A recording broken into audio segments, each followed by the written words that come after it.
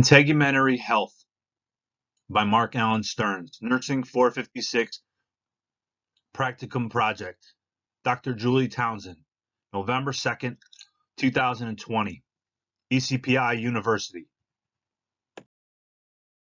The skin is the largest organ in the body. Consists of three layers: the epidermis, the dermis, and the subcutaneous tissue, which is the outermost layer. The epidermis is composed mostly of dead skin cells that are shedded and replaced. The dermis, or second layer, has sweat glands, oily glands, and has small blood vessels called capillaries, which are woven together by collagen. Collagen provides nourishment and support for the skin cells. The nerves in the layer transmit sensations such as pain, itch, touch, and pleasure. The subcutaneous adipose tissue is the deepest layer and is the layer of fat and collagen that houses larger blood vessels and nerves. It's important for controlling temperature of the skin itself and body, and protects the skin from injury by acting as a shock absorber. If the skin becomes broken, it is generally very resilient and has an amazing ability to repair itself. Despite this resiliency, though, the skin is susceptible to breakdown if subjected to prolonged excessive pressure, shear force, friction, or moisture.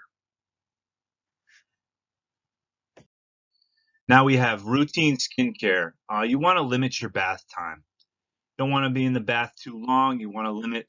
You don't want to have hot water running too, because that has a tendency to strip the oils of your skin.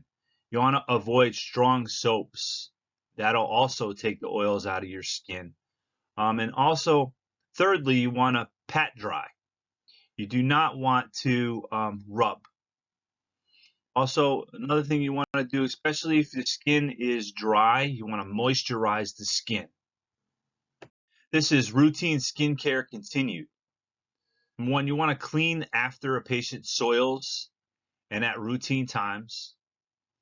You want to make sure that you use skin barriers, ointments, or sprays, especially after cleaning the patient and drying the patient. You want to manage their stress levels. And also, one of the most important things is about their eating habits. You want to make sure that they're eating healthy, that they have a healthy diet. Now I want to go over proper skin assessment. First of all, you need to explain the skin assessment. You need to explain what you're doing to your patients. And you want to provide the patient with comfort, safety, and privacy, especially when you're going to look over a patient's skin, because when you look over their skin, you want to make sure that they are naked in certain areas so that you can look over their skin effectively. And you also want to review the patient's chart. You want to look at any type of illnesses, chronic illnesses that they may have. Also, dealing with the proper skin assessment, you want to inspect, you want to palpate, you want to pay attention to specific areas of the skin like the heels, the sacrum, all bony prominences. And you want to make sure that you document correctly. So if there is something wrong with their skin, you document it in their chart. Also, if there's nothing wrong with their skin, you document that as well. You want to look to see if their skin tone is darker than their normal skin tone. You want to compare one side of the body to the other side of the body. Now, these are risk assessments for pressure injuries. You want to look at the patient's medications. You want to take a look at the patient's history. You want to take a look at whether the patient's mobility, patient is incontinent or not, their nutritional status, to see if they're malnourished or eating properly. Now, when it comes to nutritional assessment, you want to make sure that you're looking at the patient, see if they having any trouble swallowing or chewing difficulties. They have any dental problems, such as poor oral hygiene, no teeth. And like I said before, if they're undernourished or malnourished. Now, this is a scale that we at Riverside use to assess. It's an assessment tool used. It's called the Braden scale. The U.S. uses the Braden scale. You have sensory perception, you have moisture, activity level of the patient, if they're on bed rest, chair fast, do they walk occasionally, um, their mobility, nutrition, there's nutrition again, friction and shear, which basically has to do with the sheets if they're moving up and down, causing friction with the sheets. The Braden scale is a good tool, but we as nurses need to make sure that we're documenting it correctly, correctly using the Braden scale. Now, this is a definition. This shows a pressure injury, and I have a definition of the pressure injury right here, which is a localized damage to the skin or any soft tissue. It's usually over bony prominence, and it usually occurs due to prolonged pressure. For example, a patient that's been laying in a certain position for an extended period of time. We should be rotating our patients every 2 hours at least. Pressure ulcers can develop after at least 1 hour. Now, I wanted to talk about blanching and non-blanching because I thought it was important, especially when dealing with skin. When something blanches, it typically indicates a temporary obstruction of blood flow to that specific area. This causes the color to that area to become pale relative to the surrounding skin. You can test it yourself by just simply taking your hand, and if you can see, I'm trying to work this, and press down on your skin, and the color will come back, resuming its natural color. This is the pressure injury stages. I found this on the internet. It talks about them as comparing them with apple pie. You can take a look at the different stages right here, and underneath it'll show you what the skin looks like. Here I want to talk about factors of causing pressure injuries. You have extrinsic factors, axial pressure, friction and shear force. You have impact injury, heat, moisture, of course, posture. You also have your intrinsic factors, which are immobility, sensory loss, age, disease, body types, malnutrition, and incontinence. This slide right here is very important. This shows where pressure injuries occur. Now here you see a patient that's sitting up, see a patient that's sitting in like, looks like he's sitting in a chair. This patient is laying down, and you have a patient laying on his side. The red indicates where pressure is most likely to be. As you can see, it usually happens in the occipital, the shoulders, the elbows, the sacrum, the ischial tuberosity, the heels, even on the spine, it'll happen. On the hips, it will happen, the knees, the ankles. And you just need to make sure that you're paying specific attention to those areas. This is a slide that I made of pressure injury prevention.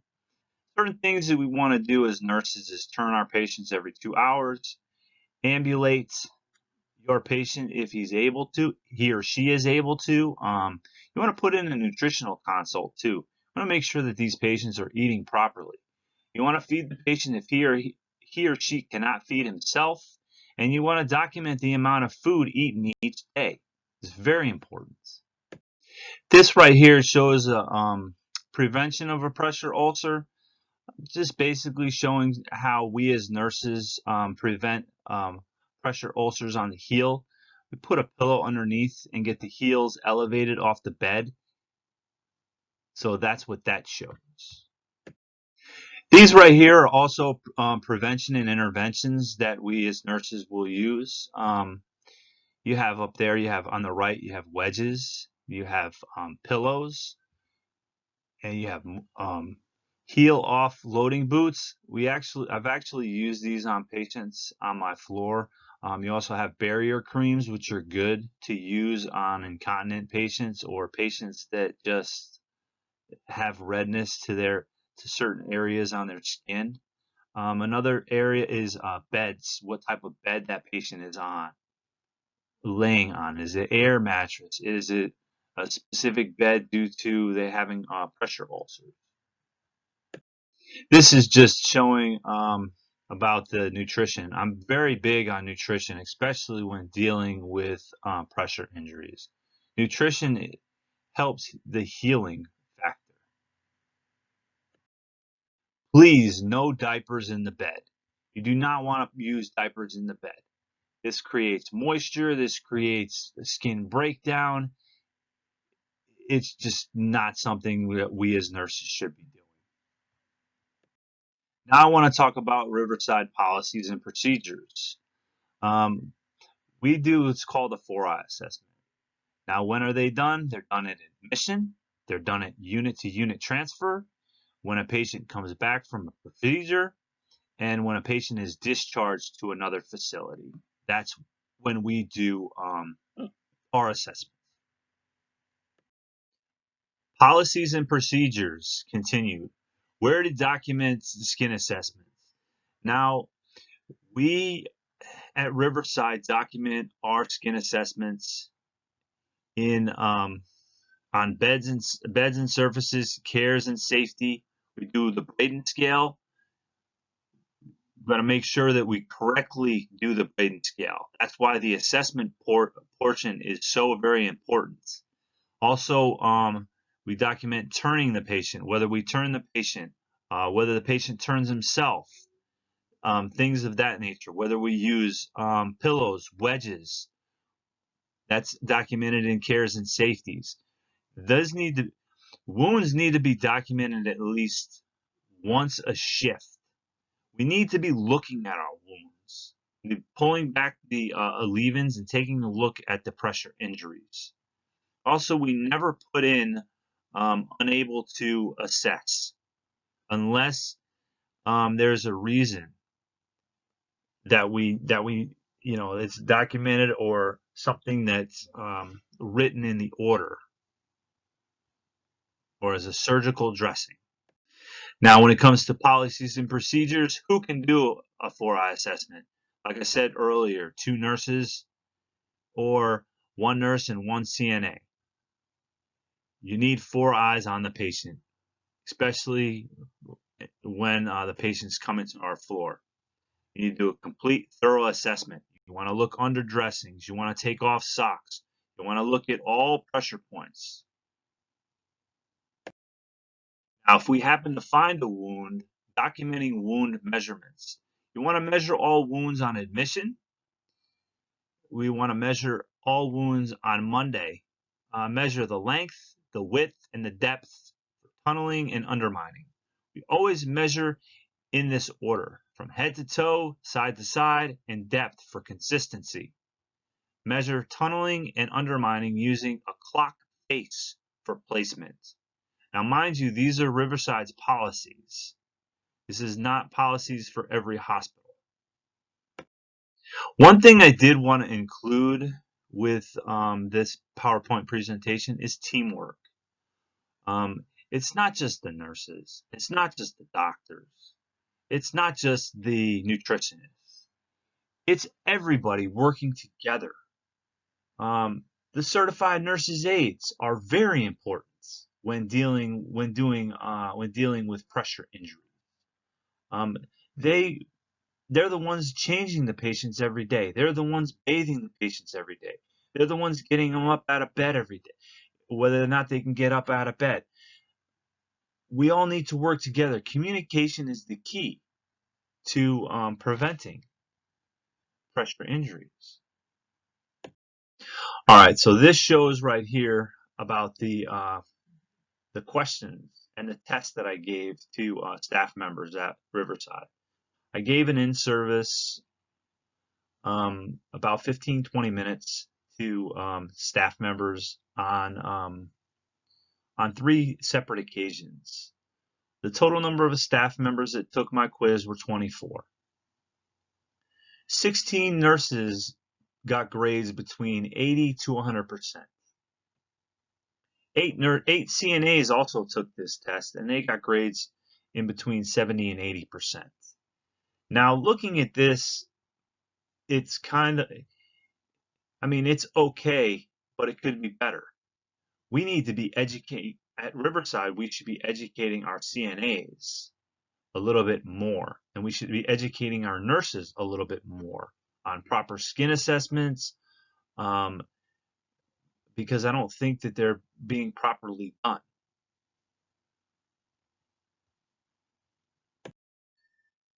Pressure injuries summary. Now, we can stop pressure injuries. We just need to work together as a team. We all need to come together. We need to make sure that we're doing right by our patients. Assessment is very important. Documentation. We should be documenting our wounds. What do our wounds like?